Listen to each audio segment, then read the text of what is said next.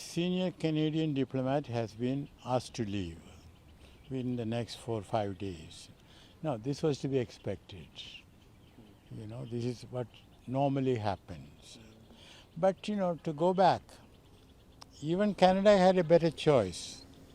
They could have told India discreetly, look, we have reason to believe that this guy was involved in certain thing.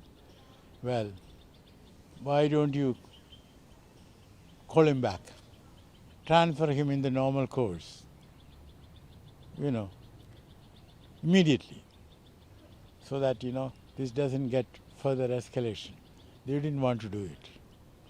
Now, I suppose India had hardly any choice, had to retaliate. But I'm afraid this is going to get worse before it gets better. What I want to say is that, well, they hold this referenda for Khalistan. In Surrey, near Vancouver, they did it, and they are going to do it in other places. Now, India should not tell Canada to stop it. Why? Because Canada cannot legally stop it. You know that in Canada, they had held a referendum about Quebec, whether Quebec should remain with Canada or not. Of course, the separatists failed. That's a different matter. But the point is, the referendum was held. So we have to understand that holding of the referendum cannot be stopped. Second thing we have to understand is that these Khalistanis do not have significant support in Punjab. Okay? So they can hold any number of referenda. It's not going to make any difference.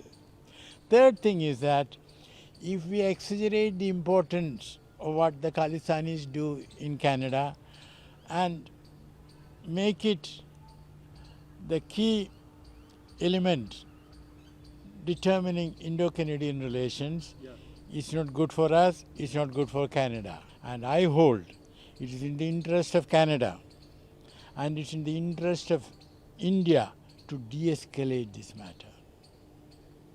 And how do you do it? But before I say that, let me make another point. If India makes the Khalistan issue as so important, then India's relations, not only with Canada, but also with Australia, the United Kingdom, New Zealand, or wherever Sikhs are in good numbers, will be adversely affected. That's not good. So what is required is to de-escalate, and the best way to do it is for both Canada and India appoint a special envoy. A special envoys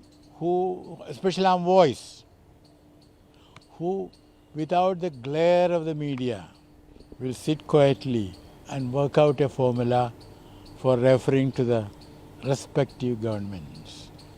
Maybe that might bring down the temperature in the interest of both countries.